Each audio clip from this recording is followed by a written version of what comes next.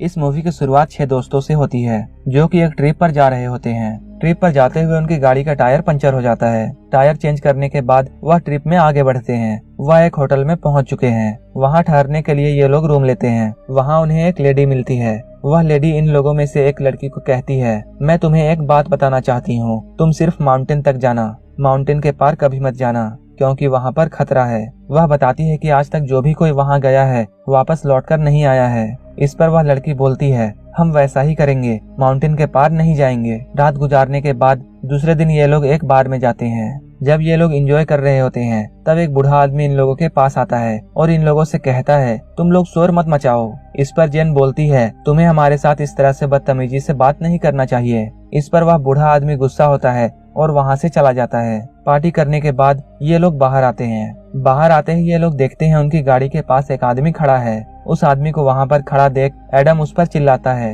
लेकिन वह आदमी वहाँ से नहीं हटता है। ये लोग उस आदमी की तरफ एक वाइन की बोतल फेंकते हैं। इसके बाद वह आदमी वहाँ से चला जाता है। दूसरे दिन जब जेन मॉर्निंग वॉक के लिए निकलती है तब वह एक लेडी को देखती है जो कि कुछ बेचने के लिए वहाँ आई थी। जेन इस लेडी से कुछ सामान खरीदती है। अचानक उसे वहाँ पर एक बच्ची दिखाई देती है। जेन उस बच्ची से उसका नाम पूछती है, लेकिन वह बच्ची बिना कुछ बताए डर के मारे वहाँ से भाग जाती है। वह लेडी कहती है, मेरी बच्ची की नेचर काफी अलग है। ये सारे दोस्त दिन में ट्रिप के लिए निकलते हैं। चलते चलते ये लोग जंगल तक पहुँच जाते हैं। ये लोग जंगल में जाने के बाद काफी खुश होते हैं। जब ये लोग जंगल में जाने के बाद माउंटेन के पास पहुँचते हैं तब जेन को उस लेडी की बात याद आती है। उस लेडी ने कहा था माउंटेन के पास मत जाना क्योंकि वहाँ खतरा है। उन लोगों में से एक लड़का कहता है, माउंटेन के पार बहुत सुंदर जगह है, हम वहाँ जाएंगे और एंजॉय करेंगे। तुम उस लेडी की बात को ज्यादा मत सोचो और हमारे साथ चलो। धीरे धीरे चलते हुए ये लोग माउंटेन के उस पार पहुँच जाते हैं। वहाँ जाने के बाद इन लोगों को कुछ आवाजें सुनाई देती हैं। इन लोगों में से एक लड़की वीडियो बना रही होती है। तभी ये लोग देखते हैं पेड़ का एक बहुत बड़ा हिस्सा इन लोगों की तरफ आ रहा है। यह देखकर ये लोग भागने लगते हैं और अपनी जान बचाते हैं। लकड़ी का वह टुकड़ा इतनी तेजी से इन लोगों की तरफ आ रहा था कि इनमें से एक फ्रेंड उसमें क्रश हो जाता है और वहीं पर मर जाता है। अपनी जान बचाने के लिए सारे लोग जख्मी हो चुके थे। जब ये सभी लोग वहां उठते हैं तब ये देखते हैं कि उनका एक फ्रेंड वहां नहीं है और ये लोग उस फ्रेंड को देखने जाते हैं। जब ये लोग अपने दोस्त के पास पहुंचते हैं तब ये देखते हैं उसकी हालत काफी ज्यादा खराब हो चुकी है और उसका चेहरा अब देखने लायक भी नहीं है। ये सारे लोग यह देखकर डर जाते हैं। तब ये लोग डिसाइड करते हैं इन लोगों को यहाँ से जल्दी से चले जाना चाहिए। यहाँ आने के बाद अब ये लोग अपना रास्ता भूल चुके थे। अब इन्हें ये भी नहीं पता था कि इस जंगल से कैसे बाहर निकला जाए। रास्ता ढूंढते हुए इन लोगों को रात हो जाती है। रात गुजारने के लिए ये लोग एक जगह पर टेंट लगाने की सोचते हैं। ये लोग आपस में ही लड़ने लगते हैं कि यहाँ पर टेंट लगाना सही नहीं है। अगर हम यहाँ पर टेंट लगाते हैं तो कोई भी जंगली जानवर आकर हमें खा सकता है। लेकिन रात के समय आगे बढ़ना भी ठीक नहीं था। आखिरकार ये लोग टेंट लगाने के लिए यहाँ पर राजी हो जाते हैं। टेंट लगाने के बाद ये लोग आराम करने लगते हैं। आधी रात को जेन की नींद खुलती है। उसे वहाँ पर किसी की आहट सुनाई देती है। सुबह जब ये लोग उठते हैं तब वह देखते हैं कि उनकी एक दोस्त गायब हो चुकी है। ये लोग कांटेक्ट करने के लिए मोबाइल फोन तलाशते हैं, लेकिन मोबाइल भी इन लोगों के बैग से गायब हो चुकी है। उसी वक्त जेन इन लोगों को बताती है, कल रात को मैंने किसी की आहट महसूस की थी और मैंने उसकी परछाई भी देखी थी। ये लोग अपनी दोस्त को ढूंढने के लिए निकल जाते हैं। एडम को वहाँ पर एक बच्ची नजर आती है। जेन बोलती है, मैंने इस बच्ची को पहले भी देखा है। जेन उस बच्ची से पूछती है, तुम यहाँ पर क्या कर रही हो? लेकिन एडम को ऐसा लगता है यह बच्ची उन लोगों के साथ मिली हुई है जिन लोगों ने इनकी दोस्त को गायब किया है और इसलिए एडम उस बच्ची के पीछे दौड़ने लगता है। भागते हुए एडम का पाँव एक ट्रैप पर फंस जाता है और वह जमीन पर गिर जाता है। एडम का पाँव जिस ट्रैप में फंसा था उसमें एक चैन बंधी थी और वो चैन एडम को घसीटने लगती है। वह चैन एडम को घसीटते हुए अंडरग्राउंड शेल्टर में पहुंचा देती है और वो अंदर जाकर गायब हो जाता है। उसके दोस्त एडम को नहीं देख पा रहे थे। ये लोग यह सब देखकर काफी ज्यादा घबरा जाते हैं और ये लोग फैसला करते हैं ये लोग अंदर नहीं जाएंगे क्योंकि इन्हें लगता है अगर ये लोग अंदर जाएंगे तो जिसने भी एडम को अंदर खींचा है वह इन लोगों को भी मार डालेगा।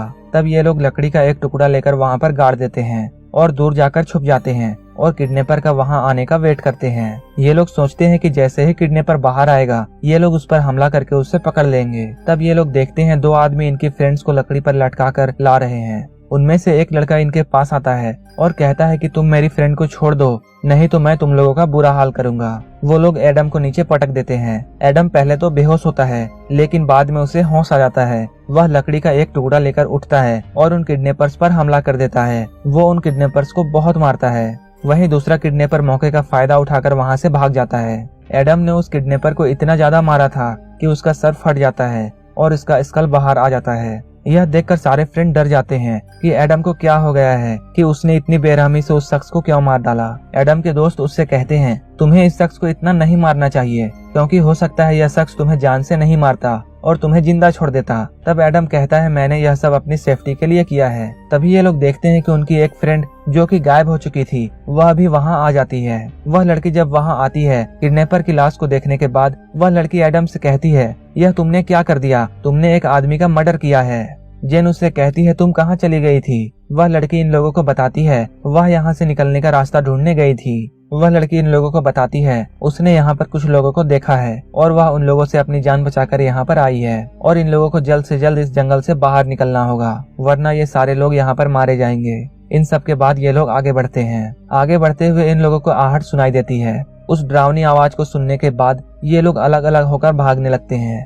भागते हुए एक लड़के का पैर ट्रैप में फंस जाता है। जैसे ही वह उस वायर को छूता है दूर से एक हथियार आता है और उसके चेस्ट पर लग जाता है। वह लड़का जमीन पर नीचे गिर जाता है, लेकिन उसकी जान बच जाती है। यह सब देखकर ये लोग भागने लगते हैं। भागते हुए उनकी एक दोस्त गड्ढे में गिर जाती है। एडम उस लड़की को बचाने के लिए गड्ढे के पास जाता है। तब एडम देखता है वह लड़की जिस गड्ढे में गिरी है बहुत सारी लकड़ियां स्पाइक की तरह रखी हुई हैं और इसमें से बहुत से लकड़ियां इस लड़की के पेट के आर पार हो चुके हैं। वह लड़की हेल्प के लिए चिल्लाती है, लेकिन एडम यह सब देखकर इतना डर चुका था कि वहां से डर के भाग जाता है। एडम के जाने के बाद वह लड़की चिल्लाने लगती है। उसी वक्त वह लड़की देखती है वहां पर एक शख्स आ चुका है जिसने अपने चेहरे पर एक डरावनी मास्क पहन रखी है और उसके हाथ में तीर और धनुष है। वह शख्स इस लड़की पर हमला करता है और यह लड़की यहीं पर मर जाती है। अब सिर्फ 4 लोग बचे होते हैं और ये लोग अपनी जान बचाने के लिए इधर उधर भाग रहे होते हैं। लेकिन उसी वक्त कोई शख्स जेन की फ्रेंड को ऊपर खींचने लगता है और उसी वक्त पीछे से जेन पर भी कोई हमला कर देता है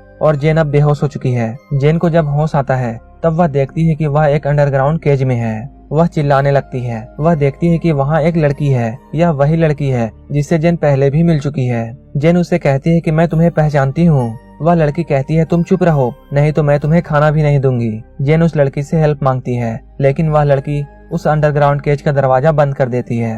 थोड़ी देर बाद उस पिंजरे में जेन के लिए एक सीढ़ी फेंका जाता है। तब जेन सीढ़ी चढ़कर ऊपर आती है। ऊपर आने के बाद जेन देखती है उसके चारों फ्रेंड पकड़े जा चुके हैं। इसके बाद उन लोगों का चेहरा ढक दिया जाता है और इन लोगों को एक कबीले पर ले जाया जाता है। इन लोगों से कहा जाता है सब लोग घुटने टेक लो। तब इन लोगों के चेहरे से नकाब हटाया जाता है। नकाब हटते ही ये लोग देखते हैं कबीले का लीडर इनके सामने बैठा हुआ है। वह लीडर इन लोगों से कहता है तुम लोग हमारे जंगल में आ गए हो और तुम लोगों ने मेरे एक साथी को भी मार डाला। जेन उस कबीले के सरदार से कहती है हमने किसी को नहीं मारा है। तब वह दूसरा किडनैपर जो कि अपनी जान बचाने के लिए वहां से भागा था वह इन लोगों के पास आता है और कहता है तुम्हारे दोस्त को बचाने के लिए हम लोग माउंटेन की दूसरी पार उसे छोड़कर आने वाले थे, लेकिन उसने मेरे ही एक साथी को मार डाला।